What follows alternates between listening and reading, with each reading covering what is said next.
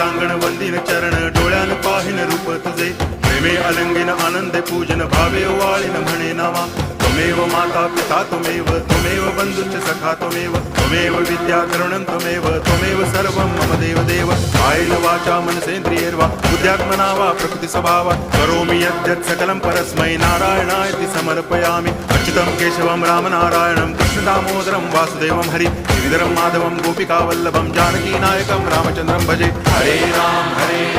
Ram Ram Hare Hare Hare Krishna